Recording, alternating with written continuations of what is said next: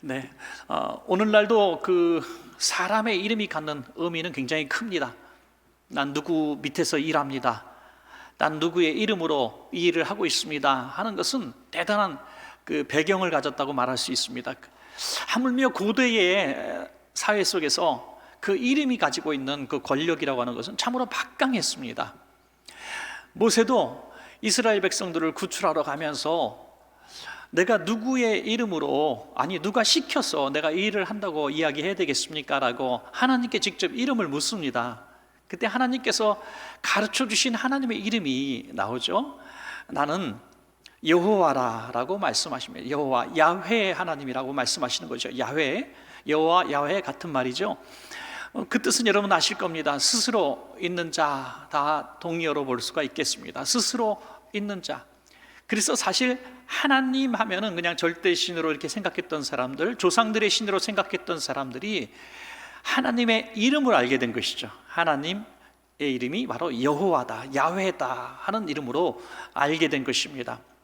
출애굽기를 이제 보게 되면 이제 오늘 우리가 함께 십계명을 보고 계시는데요. 십계명을 주신 분이 누구신가 하면서 하나님이 다시 한번 하나님의 이름을 또 밝히시죠. 출애굽기 20장 2절에 나는 너를 애굽 땅 종되었던 집에서 인도하여낸 내 하나님, 내 조상들로부터 아브라함과 야곱과 이삭의 하나님, 그 하나님인데 그 하나님의 이름이 뭐냐? 여호와니라 라고 말씀하고 있습니다. 자, 그런데 이 4계명에서 그러면 이 여호와 하나님, 이 여호와란 이름을, 이 야훼라고 하는 이름을 어떻게 우리가 대우할 것인가? 이 4계명에서 말씀하고 있습니다. 출애굽기 20장 7절인데 우리 같이 읽으셨습니다. 제가 한 번 더 읽겠습니다. 너는 내 하나님 여호와 이름을 망령되게 부르지 말라. 여호와는 그의 이름을 망령되게 부르는 자를 죄 없다 하지 아니하리라. 아주 두려운 말씀이죠. 여호와 하나님의 이름을 망령되게 부르면 하나님께서 벌을 주시겠다, 죄인이다 이렇게 말씀하시겠다고 약속하셨습니다. 그러니까 우리가 이 3계명을 생각하면서 그러면 어떻게 하는 것이 여호와의 이 이름을 망령되게 하는 것인가 한번 우리가 생각해 볼 필요가 있는 것입니다. 첫 번째로 하나님 여호와의 이름을 함부로 부르지 말라라는 의미가 담겨져 있습니다. 이 망령되다 하는 그 말씀의 원어를 살펴보면 샤바라는 언어가 나오는데요, 이 뜻은 함부로 또는 헛되게 이런 뜻입니다. 함부로 헛되게. 우리가 시장에서 막 이렇게 얘기하면서 사람들의 이름을 부르듯이, 또는 어떤 조용한 카페 한 곳 좌석 앉아서 막 누구의 이름을 밝히면서 뒷담화 그런 거 하잖아요. 그런 것처럼 막 오르내릴 수 있는 그런 쉬운 이름이 아니라는 거죠. 여호와 하나님의 이름을 함부로 부르는 것은 여호와 하나님을 함부로 생각하는 그런 모습이라고 성경은 말씀하고 있습니다. 이스라엘 백성들은 이 계명을 지키기 위해서 참 많이 몸부림을 칩니다. 여호와 하나님의 이름이 얼마나 두려웠으면 그 여호와 하나님이라고 하는 이름 대신 아도나이라는 말을 대신 썼습니까? 주님이란 뜻으로요. 그래서 성경을 읽다가도 여호와 하나님 이런 단어가 나오면 하나님을 부르지 않고 아도나이, 나의 주님 바꿔 부르었다는, 자기 입에, 이 죄인된 입에 하나님이라고 하는 거룩한 이름을 담기에 너무나 두려웠던 것입니다. 또 당시에는 인쇄기술이 없으니까 성경을 필사해서 이렇게 옮겨 적습니다. 성경책이 너무나 귀하니까 이것을 계속 똑같이 옮겨서 적고 이것을 이렇게 또 배포하고 이렇게 했습니다. 그것을 전문적으로 하는 사람들이 이 서기관들이었습니다. 이 서기관들이 얼마나 많이 성경을 옮겨 적겠습니까? 필사했겠습니까? 그런데 그렇게 오랫동안 많은 성경을 계속 옮기면서도 한 단어가 나오면 그들은 자리에서 일어나서 밖으로 나갑니다. 그리고 손을 닦기도 하고 목욕을 하기도 합니다. 그리고 다시 돌아와서 먼저 쓰던 붓을 꺾어버리고 새 붓을 꺼내서 새 글을 씁니다. 그게 바로 여호와라는 말이었습니다. 여호와 하나님이라고 하는 단어가 나오면 목욕까지 하고 와서 새 붓을 꺼내서 그 단어를 썼다는 거죠. 그만큼 하나님에 대해서 말하기를 두렵고하고 쓰기를 두려워했다는 것입니다. 그것이 이 3계명을 지키기 위해서 몸부림쳤던 그들의 모습이라고 볼 수 있습니다. 우리는 요즘에는 하나님이 너무나 친근하기도 하고 하나님을 우리가 가까운 아버지로 또 형님으로 삼촌 정도로 생각해서인지 하나님의 이름을 많이 얘기하는데요, 사실은 우리가 이 외형적으로 보여지고 하나님의 이름을 말하기를 두려워하고 쓰기를 두려워하고 그게 꼭 두려워하는 것은 아닐 겁니다. 그 의미가 더 중요한 것이죠. 겉으로는 그렇게 두려워하는 척하고 뒤에서 범죄하면은 그게 무슨 의미가 있겠습니까, 여러분? 성경에 보면은 하나님의 이름을 두려워하지 않고 멸시했던 그런 사람들을 보면 참 여러분 충격적이게도 하나님을 모르는 사람들이 아니라, 아니 누구보다도 하나님 앞에 헌신하고 서원했던 사람들이 하나님의 이름을 멸시하고 하나님이 주시는 이 벌을 받았다는 것은 참으로 슬픈 일이 아닐 수가 없습니다. 초대교회 아나니아와 삽비라 같은 사람이 대표적인 인물 중에 하나라고 봅니다. 그들은 신실한 그리스도인으로 보여줬던 사람들입니다. 당시에는 얼마나 어려웠던지 끼니를 때울 데가 없어서 교회에 와서 그 한 끼 먹는 것을 굉장히 즐거움으로 알았던 수많은 사람들이 있었습니다. 참으로 어려웠죠. 그러니까 있는 사람들이 자기 힘으로 안 되니까 논도 팔고 밥도 팔고 또 집도 팔고 짐승도 팔아서 불쌍한 자기 성도님들을 위해서 이렇게 빵도 사고 또 음식도 공개하고 했던 것이죠. 그래서 이 일이 너무나 잘 이루어져서 많은 분들이 이렇게 물질을 갖고 옵니다. 사도들의 발 앞에 놓게 되죠. 그래서 이게 굉장히 많이 교회가 이제 부가 쌓여지고 또 음식도 많이 쌓여지고 해서 이 구제하는 일을 아주 전문적으로 하기 위해서 세운 분들이 바로 우리 오늘날 불러지는 이 집사님들이라고 하는 직분이 아니겠습니까? 그 정도로 구제 물품이 막 들어왔어요. 그러니까 성도님들이 집 팔고 짐승 팔고 해서 이 구제비를 갖고 왔을 때 성도들이 너무나 칭찬했을 겁니다. 집사님 덕분에 이번 주도 우리 굶지 않게 됐어요. 성도님 덕분에 우리가 이번 주에 또 우리 아이들에게 먹을 걸 갖다 줄 수 있게 됐어요. 그러면서 너무나 눈물을 흘리며 기뻐했을 거예요. 박수 받았을 거예요. 이걸 보니까 자기들도 한번 박수 받고 싶었던 것 같아요. 그래서 아나니아 삽비라가, 여보 우리가 기도하고 은혜 받았는데 우리도 한번 이 선한 일을 합시다. 그래요, 우리도 한번 합시다 해서 선한 마음 갖고 하나님 앞에 소원합니다. 하나님, 우리가 이 땅을 팔아서 우리가 구제헌금으로 낼 테니까 좀 이 좋은 값에 팔리게 해주세요. 아마 이렇게 기도했을 겁니다. 그래서 이 밭을 팔고 돈을 딱 갖게 되니까, 목돈을 갖게 되니까 생각이 바뀌게 된 거죠. 아무도 이 땅을 팔아서 헌금을 바친다는 이 사실을 아무도 모릅니다. 사도들도 모르고 교인도 모르고 부부만 알아요. 그래서 이 부부가 다시 생각을 바꿉니다. 여보, 아무도 모르고 교회에다 약속한 것도 아니니 그냥 하나님 앞에서만 약속한 건데 아무도 모르니 우리 좀 이 돈을 좀 우리 것을 위해서 좀 챙겨 놓읍시다 해서 돈 일부만 하나님 앞에 드리게 되는 것이죠. 그때 하나님으로부터 받은 책망이 너무나 두려운 말씀이에요. 사도행전 5장 3절부터 4절까지 보면 베드로가 이르되 아나니아야 어찌하여 사탄이 내 마음에, 이게 굉장히 중요한 말씀이죠. 그의 생각이 아니었다는 거예요. 사탄이 내 마음에 가득하여 내가 성령을 속이고 땅값 얼마를 감추었느냐.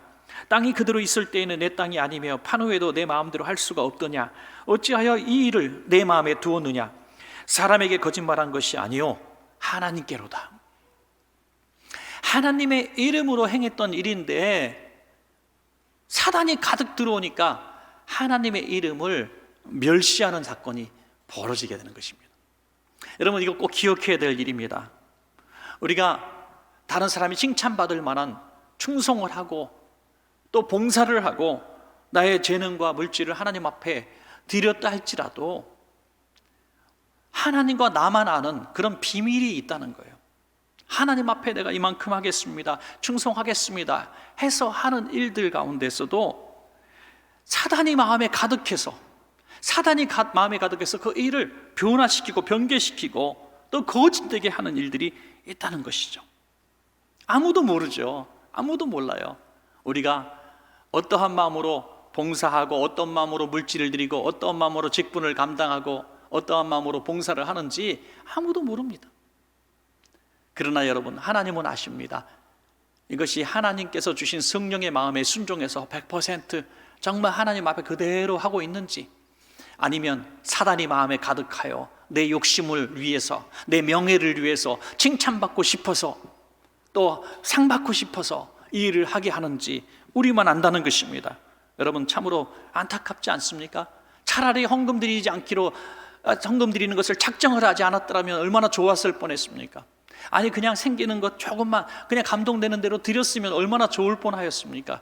그러나 하나님 앞에 약속하고 그것을 사단이 주는 마음으로 변개시킬 때에 하나님의 이름이 멸시를 받은 것이죠. 무시를 당한 것입니다. 야, 나 앞에서 내 이름을 걸고 한 일이 사단이 들어왔다고 거절을 해? 하나님이 그래서 책망을 하신 것입니다.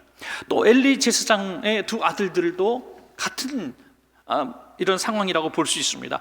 엘리 제사장은 당대의 가장 유명한 제사장이고 그 일을 돕는 두 아들도 제사장이었습니다.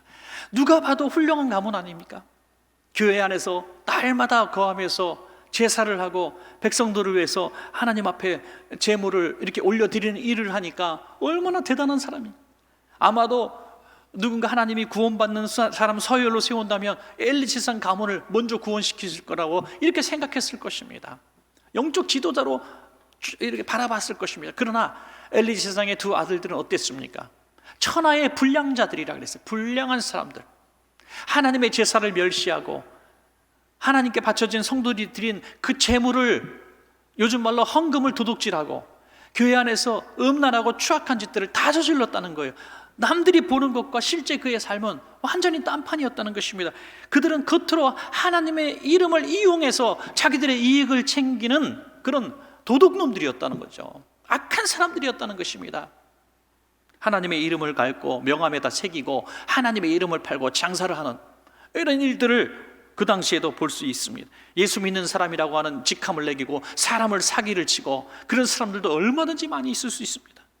여러분, 그래서 사람을 믿으면 안 돼요. 사람을 믿으면 안 됩니다.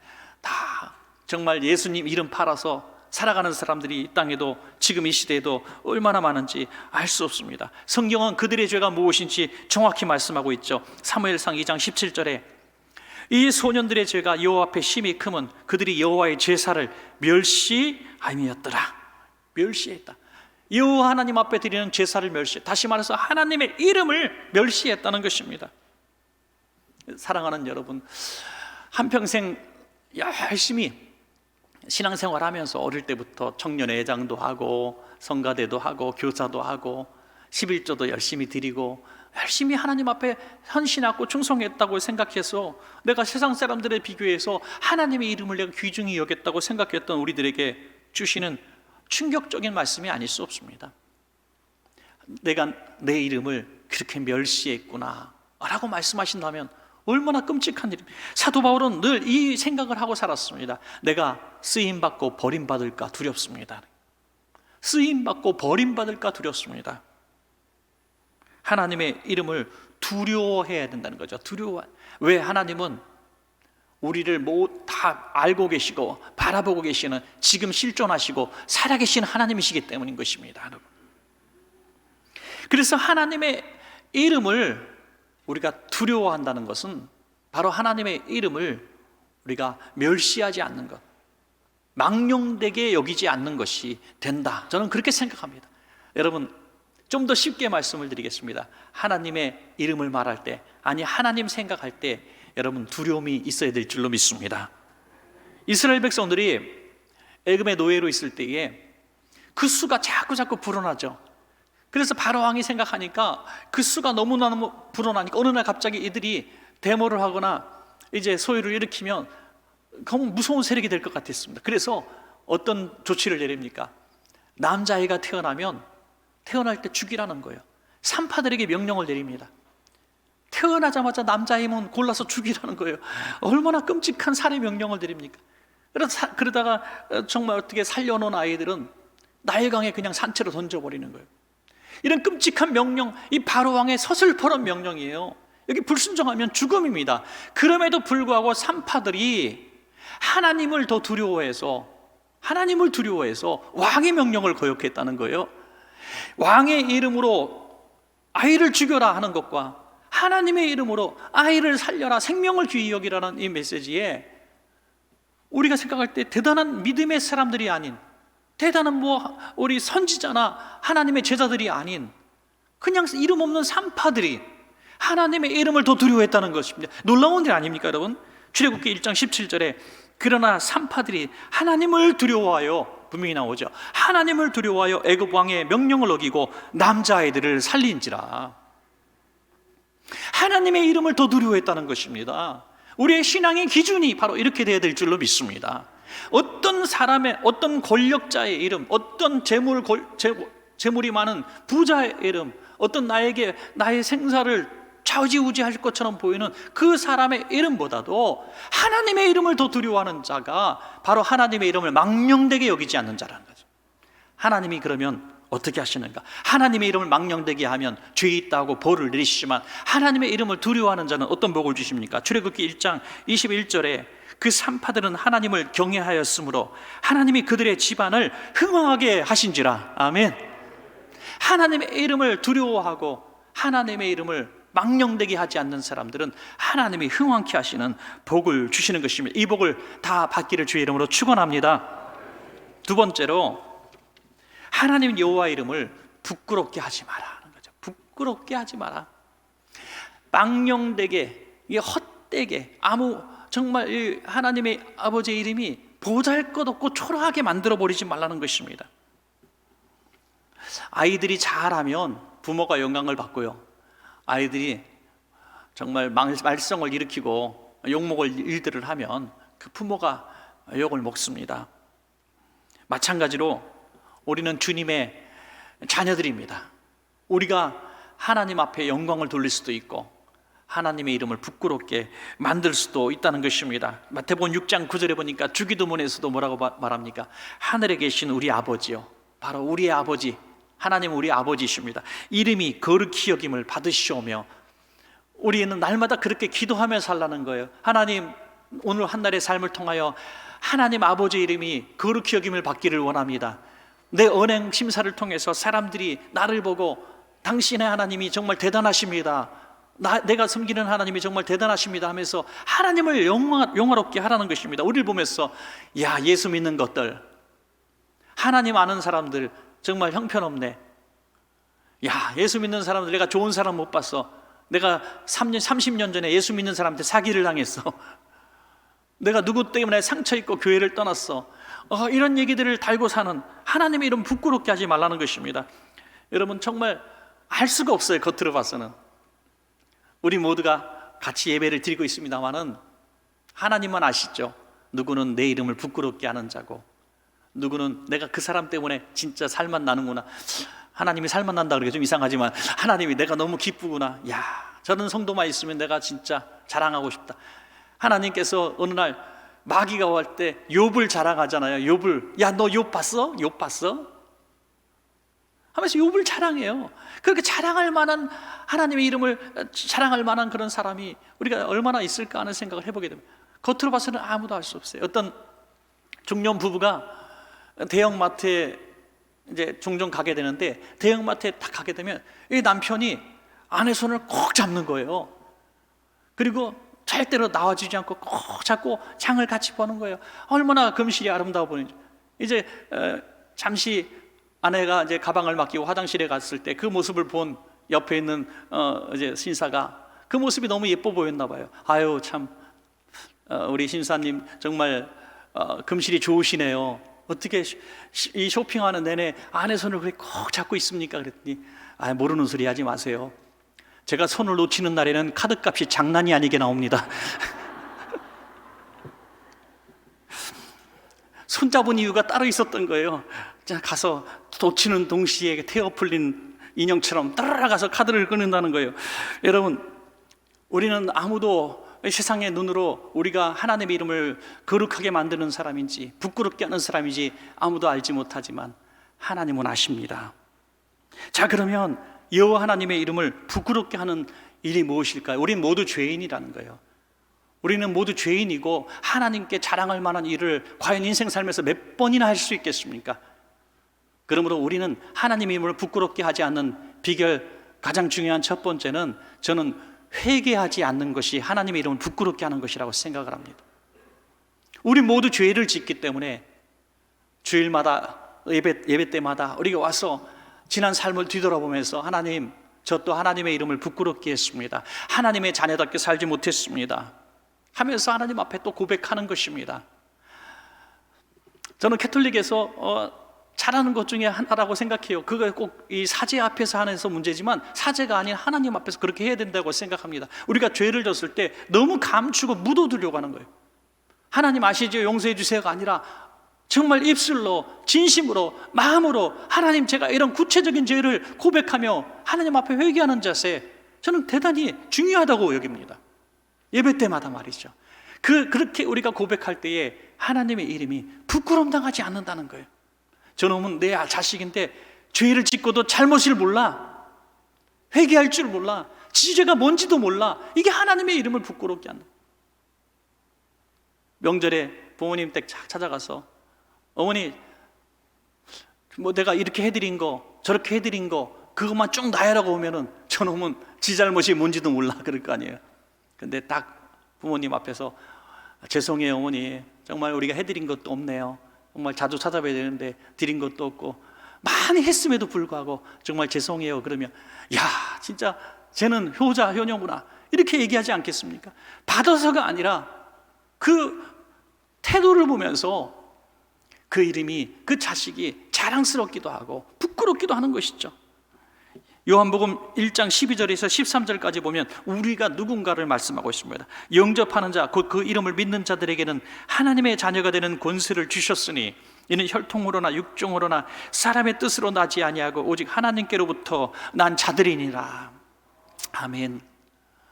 우리는 죄로 인해서 죽을 수밖에 없는 죄인들인데 하나님께서 우리를 위해서 예수 그리스도를 땅에 보내주시고 십자가에서 죽게 하심으로 말미암아 그것을 내가 믿습니다, 나는 죄인입니다, 난 예수님의 피가 필요합니다라고 고백하면 하나님의 자녀로 회복되어지는 권세를 주셨다는 거예요.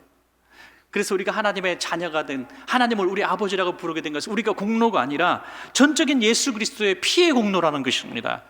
그러므로 우리가 할 수 있는 일은 회개하는 것밖에 없다는 거예요. 회개하는 것밖에 없습니다.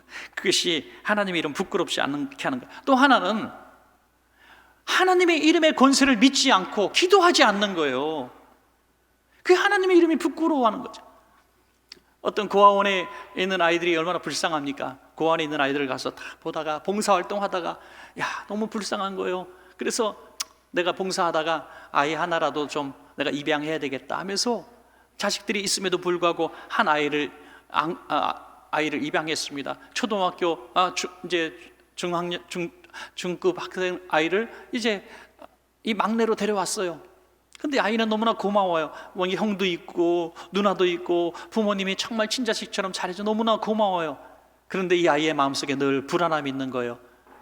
나만 양자고 형도 누나도 다 친자식이니까 나를 편애할 거야, 나를 미워할 거야. 어느 날 내가 조금만 실수를 하면, 내가 조금만 귀찮으면 나를 다시 고아원에 넘겨버릴 거야. 늘 이런 불안감을 갖고 있는 거예요. 그래서 학교에서 왕따를 당하고 학교에서 뭐 숙제 물건을 사오라 그러고 책을 사오라 그래도 한모 아빠한테 얘기를 못 하는 거예요. 돈 달라 그러면 나를 귀찮아할 거야. 내가 학교에서 왕따 당한 얘기하면 너무 이렇게 못났냐고, 형 닮으라고 누나 닮으라고 나를 책망할 거야. 늘 두려워하는 거예요. 그래서 가서 아르바이트하고 남의 물건을 훔치고 이렇게 살아오는 거예요. 여러분, 그 부모가 탄식하면서 이렇게 얘기하는 것입니다. 왜 내 이름을 부끄럽게 하느냐? 넌 내 자식이야. 넌 내 자식이야. 그런데 왜 너는 나를 믿지 못하니? 너의 부모를 믿지 못하니? 필요한 거 있으면 나에게 요청해야지.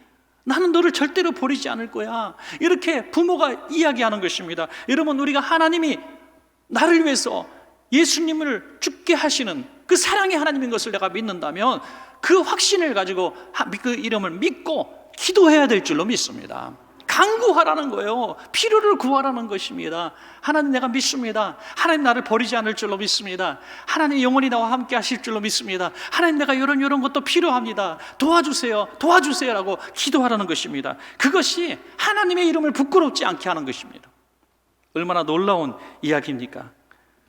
사랑하는 여러분, 평생 살면서 하나님의 이름을 부끄럽게 하지 마시고 죄 지을 때마다 회개하시고 필요한 거 있을 때마다 정말 이 친부모님에게 가서 구하는 것처럼 당당하게 기도하심으로 하나님의 이름이 우리로 인하여 부끄러움 당하지 않기를 주의 이름으로 축복합니다.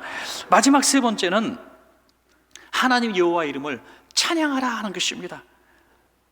하나님의 이름을 망령되게 여기고 부끄럽게 여기고, 그게 아니라 이제는 좀 적극적으로 그 하나님의 이름을 높여서 하나님의 이름이 세상 만방에서 존귀케 하라는 것입니다. 여러분, 우리가 하나님의 이름, 그 거룩하신 이름을 찬양할 이유는 너무너무 많지 않습니까? 우리를 구원하신 그 이름이 하나님의 이름밖에 더 있습니까? 오늘도 살아계신 하나님 이름이 하나님 이름밖에 없습니다.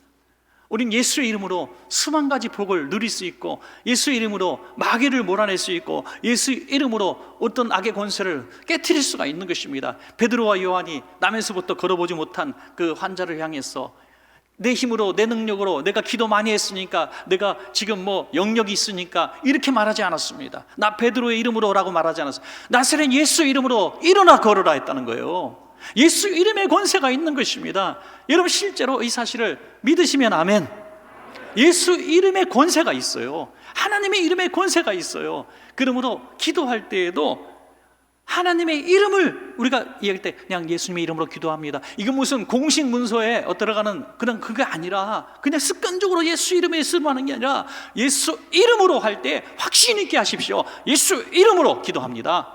예수 이름의 능력이 있습니다. 질병으로 고통당하는 우리 식구들이 있으면 예수 이름으로 할 때 내 능력이, 내가 기도도 안 했는데, 나 능력도 없는데 목사님이나 기도하는 거지 내가 무슨 기도야, 이렇게 생각할 필요 없어요. 나는 연약하지만, 나는 죄인이지만 예수 이름으로 질병아 떠나가라, 귀신아 떠나가라, 이렇게 기도하라는 것입니다. 그 얼마나 대단한 일입니까? 예수 이름을 사용할 수 있는 권세를 우리에게 주셨다고 말씀하고 있는 것입니다. 여러분, 빌립보서에 보면 예수님이 하나님과 본체시라 그랬어요. 본체 하나. 그러니까 우리가 예수 이름으로 기도하는 것은 곧 하나님 여호와의 이름으로 기도하는 것과 전혀 다르지가 않다는 것입니다. 빌립보서 2장 9절부터 11절까지 제가 읽겠습니다.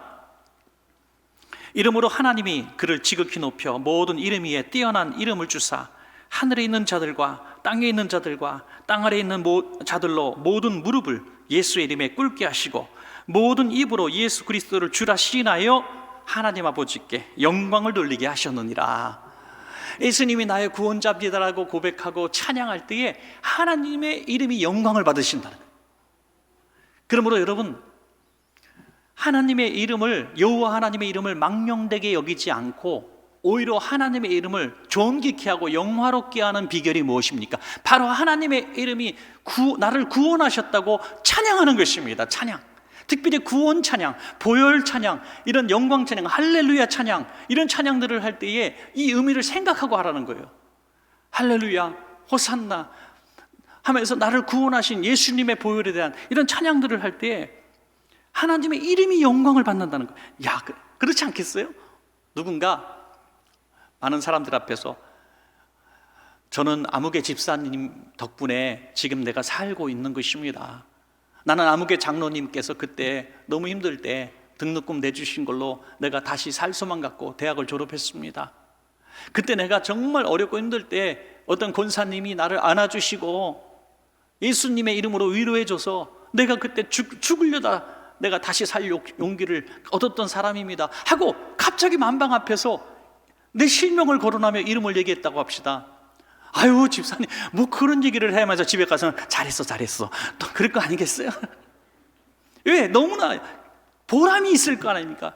우리가 하나님 감사합니다, 당신의 아들 예수 그리스도를 이 땅에 보내주셔서 내가 그 예수님의 이름 때문에 내가 구원을 받았습니다. 나같이 죄인, 나같이 쓸모없는 죄인이 나같이 내가 뭐라고 예수님이 아들을 보내주셨습니까? 예수님 덕분에 내가 새 삶을 얻었습니다. 예수님 때문에 내가 새 힘을 얻고 지금 살아갑니다 하면서 영광 돌릴 때 하나님이 기뻐하실 줄로 믿습니다. 그게 뭐냐? 찬양이라는 거예요. 찬양. 여러분, 그래서 저는 찬양을 못하는 이유 수만 가지를 들 수 있지만 결국에는 찬양 못하게 하는 것은 마귀다, 사단이다, 저는 그렇게 생각합니다.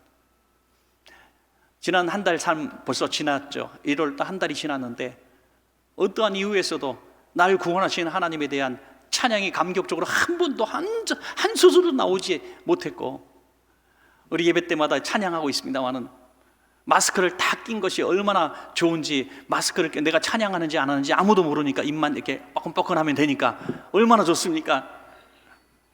여러분, 꼭 소리가 나가고 안 나가고가 중요한 게 아니라 정말 하나님 앞에 내가 이렇게 찬양을 했던 경험이 정말 오래전의 이야기라면, 진정한 찬양의 의미로 말이죠, 참으로 심각한 것입니다. 이것은 내가 지금 마음이 불편해서, 내 삶이 너무나 곰핍해서 내가 교회를 바라봐도 마음에 드는 것도 없고, 내가 성도님들을 바라봐도 정말 마음에 드는 것도 없고, 내 주변의 사람들, 남편을 봐도 아내를 봐도 자식을 봐도 희망이 보이지 않고, 정치를 봐도 문화를 봐도 어디 직장의 동료들을 봐도 내가 희망이 없고, 그냥 내가 찬양이 나오겠나 보라고요. 찬양이 나오겠나고. 내가 이 이름 속된 말로 내가 노래할 마음이냐고요. 여러분, 그러나 그 오만 가지 문제가 결국에는 사단이 내 입을 틀어막은 거예요. 하나님을 찬양하지 못하게 만드는 것은 마귀 역사인 것을 믿으시기 바랍니다. 마귀 역사예요. 결국 마귀 역사예요. 바울과 신라가 내가 찬양하면 옥문이 열리리라, 내가 찬양하면 하나님께서 나를 도와주시리라, 이렇게 생각해서 찬양했을 거 아니에요. 오늘 온몸이 두들겨 맞아서 고통스럽고 내일 사형을 당할 수도 있다는 것을 알고 있었지만 찬양했습니다. 왜? 날 구원하신 하나님의 은혜가 너무 감사해서 찬양할 때 하나님이 영광 받으시고 하나님이 기뻐하시니까 옥문이 열린 것입니다. 여러분, 저와 여러분이 하나님의 이름을 찬양할 때, 구원자 그 이름을 찬양할 때에 하나님 이름을 망령되게 여기는 것이 아니라 하나님 이름을 존귀하게 여기는 비결이 된다는 것을 우리가 깨달을 때 우리는 찬양을 멈출 수가 없는 것입니다. 우리 찬양대 여러분 정말 축하합니다. 우리 찬양팀 여러분도 축하하고요, 우리 모든 찬양대나 찬양팀 아니라 할지라도 우리가 찬양할 수 있는 입이 있는 것이 여러분 정말 축복받을 일입니다. 축하할 일입니다. 여러분, 그 입술을 열어서 하나님을 찬양하는 일을 멈추지 마십시오. 절대로 쉬지하지 마십시오. 포기하지 마십시오. 어떠한 상황에서도 하나님을 찬양하십시오. 그것이 하나님의 이름을 망령되게 여기지 않고 하나님의 이름을 존귀하게 하는 비결이 될 줄로 믿습니다. 여러분, 말씀을 맺겠습니다. 어떤 찬양 사역자가 있었는데요, 이 찬양 사역자가 정말 마음이 불편했습니다. 너무 마음이 불편하고 교회에서나 상황이나 대원들 간에 마찰도 있고 너무 힘들어서 찬양의 기쁨을 잃어버렸어요. 그러나 찬양 인도해야 되니까 어쩔 수 없이 투덜투덜거리면서 예배 1시간 전에 와서 이렇게 앉아 있는데 갑자기 기도하려고 하는데 목이 딱 잠겨서 한마디 말이 나오지 않아. 소리. 노래는커녕 찬양은커녕 목소리가 딱 잠겨서 나오죠. 그때 생각이 나는 거예요. 한 주간 내내 입술에 원망과 불평과 비판과 이런 것들을 계속 쏟아냈던 한 주간의 삶이 확 깨달아지는 거예요. 하나님, 회개합니다. 안 나오는 목소리 꺽꺽 부여잡고 주여 회개합니다. 주여 삼창을 부르니까 하나님 앞에 눈물이 쏟아지기 시작하고 하나님 앞에 회개가 쏟아지기 시작하더니 목소리가 탁 열리게 되는 거예요. 그날 찬양 예배가 지금까지 했던 모든 찬양 예배보다 가장 은혜로운 찬양 예배가 되었다는 간증을 하더라고요. 여러분, 사랑하는 여러분, 찬양은 목소리가, 찬양은 우리의 삶인 줄로 믿으시기 바랍니다. 우리의 삶이에요. 지나간 삶을 통하여 우리는 찬양할 수도 있고 또 우리는 원망과 불평으로 하나님 이름을 부끄럽게 만들 수도 있는 것입니다. 여러분, 이 3계명, 여호와 이름을 망령되게 여기지 말라, 함부로 그 이름 앞에서 그 이름을 이용하고 그 이름을 통해서 얻을 이익을 바라보고 살지 말고 그 하나님의 이름을 부끄럽게는 자녀되지 말고 오히려 하나님의 이름을 찬양하는, 하나님의 이름을 영화롭게 하는 제3계명을 잘 지키는 성도님들 다 되시기를 간절히 축원합니다.